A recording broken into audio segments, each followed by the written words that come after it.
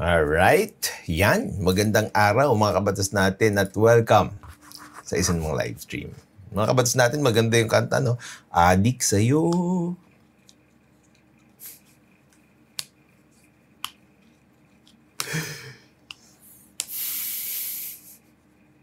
Pero hindi pala, kayo naman. Hindi naman adik. Ito mga kabatas natin. Nakakalito rin naman kasi. Ano ba talaga? Ano ba talaga? Ang dapat nating gawin dito. Adik po. Adik po, hindi adik. Adik na natin ano nangyari. Ha? Kaya kayo tuloy lalong tinatawag na kabatak eh. Pag si Duterte yan, GG na yan. Pag di Duterte yan, ano na yan, pinilit naman laban. May tolerance naman yung mga yan eh. Aalamin natin kung saan nangyari ito. Saan nangyari? Kung ano nangyari dito, papaliwanag natin na maayos, ano rin yung nakalagay sa batas, okay? At saka syempre, kung ano yung damage control ng PNP. Let's go. Remember, ang drugs kasi based on sa economy natin eh. Ang drugs kasi mga tao dito, just remember, no? And bakit hindi na naman articulate ito? Hindi ko maintindihan yung sinasabi niya. Chinap-chap ba nila ito? Ito talaga yung sinabi niya. Ito ba talaga yung sinabi niya o chinap-chap ito? Remember, ang drugs kasi based on sa economy natin eh. Ang drugs kasi mga tao dito, just remember, no? And bakit may mga tao gumagamit ng drugs? Remember, hindi sila addict. What?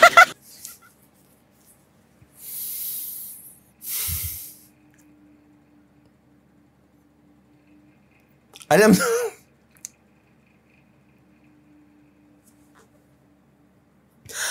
nyo, yan din yung issue ko sa poverty porn. Yung gusto nilang palitan yung pangalan ng poverty porn. Kasi daw pangit pakinggan yung poverty porn. So, i-glorify mo yung name.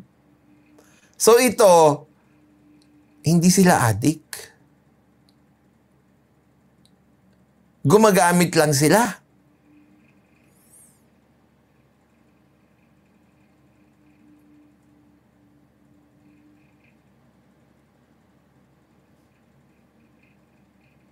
Bakit?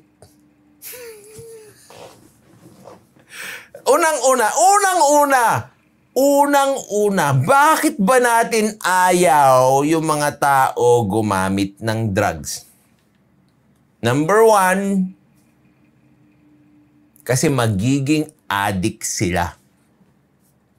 At hindi nila makokontrol yon kasi nga,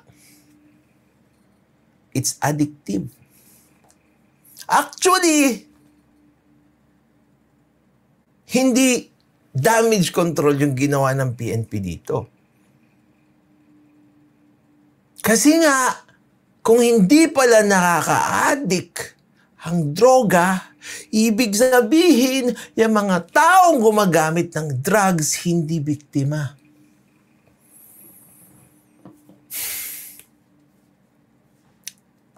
Kailangan talaga nating ibalik ang katalinuhan dito sa Pilipinas. Let's not glorify things like this. Let's call a spade a spade. Kung hindi tama, magalit man sila o hindi, sabihin nyo mang walang puso si Attorney Libayan, love na love ko yung PNP, pero this is not acceptable.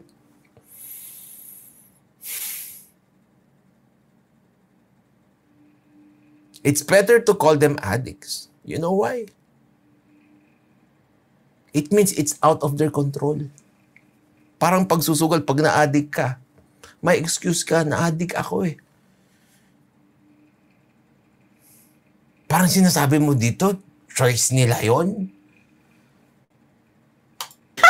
Remember, ang gumagamit ng drugs sa mga tao natin, especially mga ayoko na, yung mga nagpapadagdag ng oras. Kasi pagka gumamit ka ng drugs, gising ka.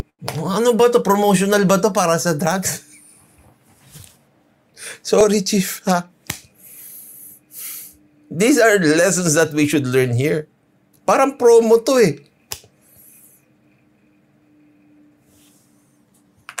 Promo. Ayoko na yung mga nagpapadagdag ng oras. Kasi pagka gumamit ka ng So, magpapadagdag ka ng oras. Kasi, drugs, Gising ka. Gising ka, nagdadagdag ka. Remember, ang trabaho natin per ora dito.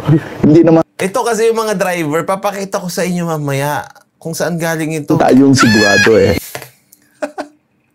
Gagawin ng energy drink ang drugs. Yun nga yung ayoko mangyayari dito. Kasi iisipin ng mga tao, okay naman, magdadagdag naman ako ng oras, justify yung paggamit ko.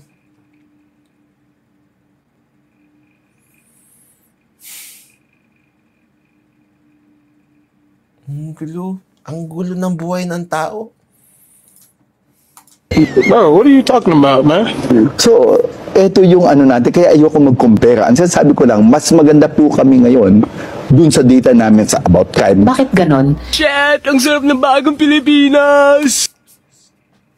Oo, splice yun pero parang hindi naman na-splice yung una. Eh, syempre, pag nagumamit ka ng droga at 3 araw kang gising, hindi ka malalasing. 3 araw kang gising, napaka-active mo. 3:00 ng umaga, magwawalis ka na sa labas ng bahay nyo.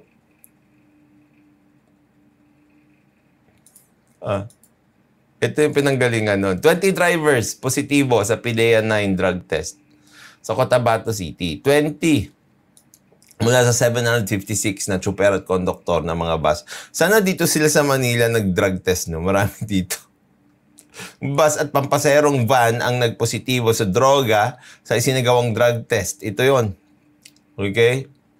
Sa pahayag ng Biyernes, blah blah blah blah, pinasok sa psychosocial interventions ang 20 na hindi pumasa sa drug test. Okay? Marami naman pumasa, which is good. 20 lang. That's 756. 756 yung kanilang tinest. Dito na tayo sa PNP. Hindi ko rin gusto yung damage control nila dito. Madam? Ipinagtanggol ng Philippine National Police si PNP Chief Police General Romel Francisco UNTV to, mga kabatas natin, ha? Saan ba yan? Bilisan natin ng konti.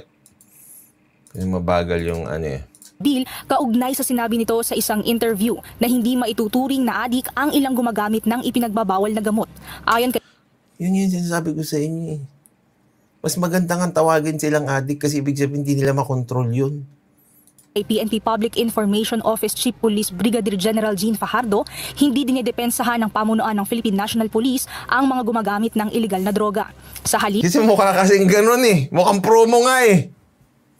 sinabi ni Chief PNP na dapat na ituring ang mga itong biktima at hindi sospek. Some of them, in fact, may mga nahuli tayo na ang reason nila is kaya sila nagda-drugs is para magising lang sila just to extend yung working hours. I think that was the context na sinabi ng ating Chief PNP. Yun nga yung context. What they are doing something illegal.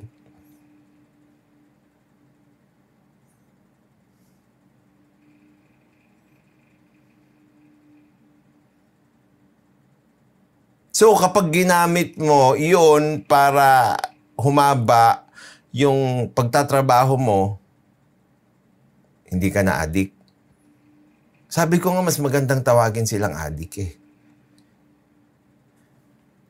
PNP na hindi dapat tinitignan ng isang drug user as masama, kundi biktima sila. Kasi meron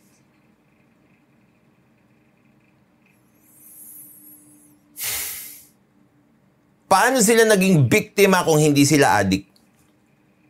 Sige nga, try to reconcile that. Pag addict ka, hindi mo kontrolado kung ano yung ginagawa mo.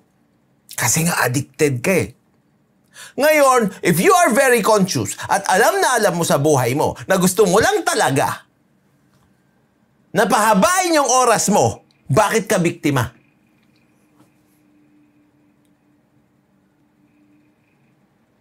If you are very conscious pala, na ginagamit mo lang yon para magtrabaho at hindi ka naman addicted. In other words, gumagawa ka ng illegal na bagay sa pagbili ng droga, paggamit ng droga, and you Hindi ka addict. Paano ka magiging biktima if you consciously adapt it para makapagtrabaho ka? Tulad ng sinasabi nyo. Di ba mas maganda yung addict na palusot? Di ba no nonsense? Professional user lang. Biktima ba? Biktima ka ba pag professional user ka? Di ba ang biktima yung addict kasi hindi siya makalabas doon kasi nga addicted siya?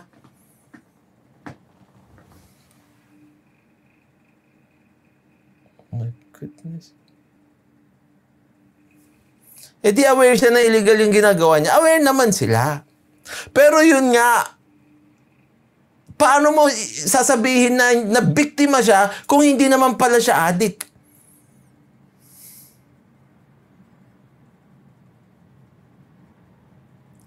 Kung purposely nagre-resort siya pala doon para makagain siya ng advantage over other people.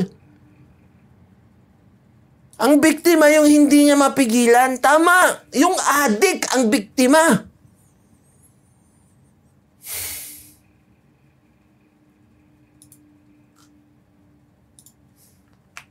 Sila just to extend yung working hours. I think that was the context na sinabi ng ating Chief PNP na hindi dapat tinitignan ng isang drug user as masama, kundi biktima sila. Kasi meron ding Hindi rin eh. Mari yung mga terminology na ginagamit po eh. Sinabi niya ba na masama? Yung addict yung word na usapan? dapat tinitignan ng isang drug user as masama, kundi biktima sila. Kasi meron ding economic side. Sinabi pa ni Brigadier General Fajardo,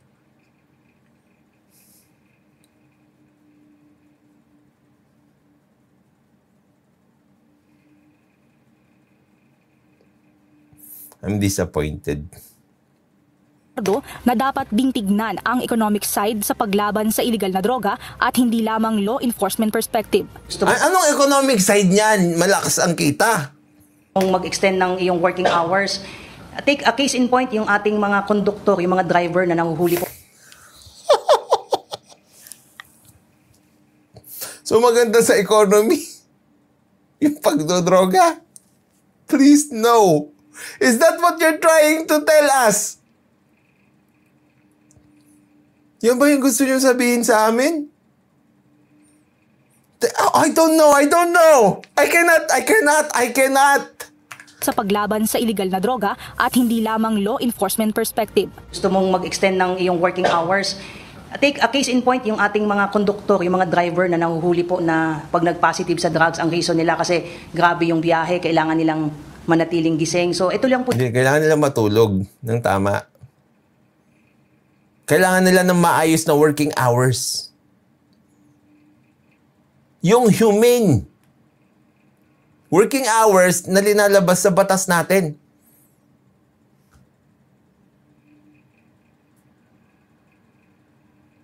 Yun ang kailangan nila, hindi na kailangan ng droga. Kailangan nila ng maayos na treatment para hindi sila mag-resort sa paggamit ng droga. Po yung konteksto. Dagdag pa ni Brigadier No! Why didn't you explain that? Economic side, really?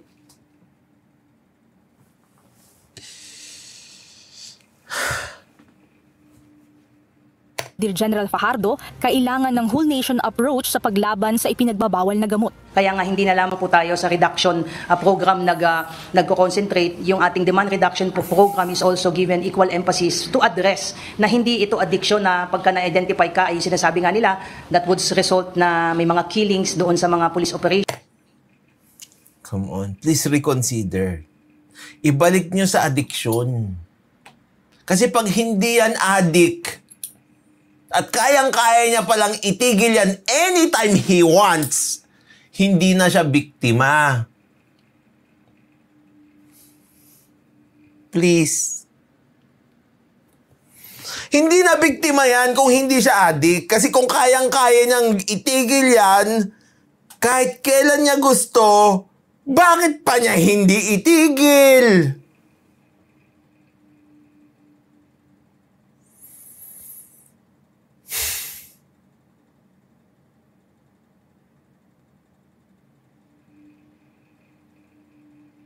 My goodness. Hindi na biktima yun pag hindi siya addict.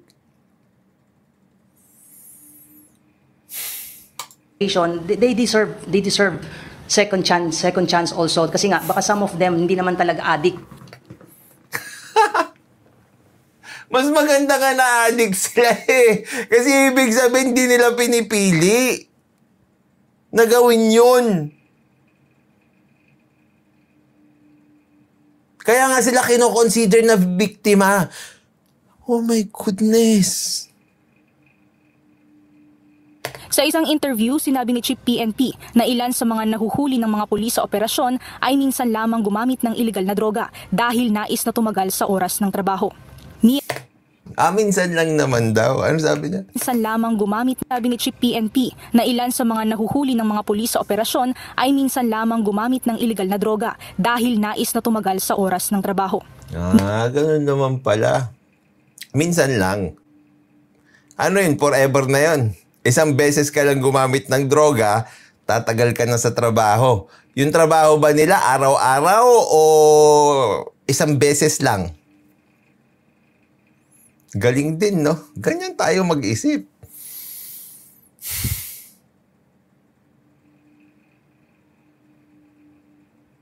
Paniwalaan natin sila. Kayo naman, gusto lang nilang tumagal sa trabaho.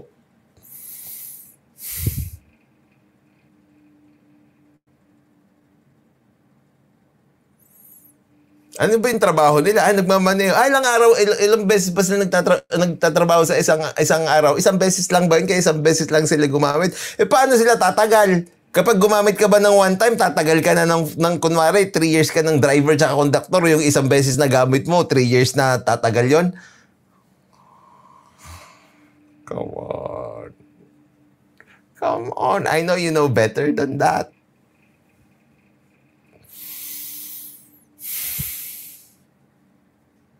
You know better than that. Mia Alonso, UNTV News. Salamat Mia Alonso. Salamat UNTV. Yan na mga kapatid natin. I cannot say anything anymore. Bahala na kayo. Ewan ko dyan. Ito lang sinasabi ko, mga kabatas natin. Kailangan na natin ng mga matatalino. Yung marurunong.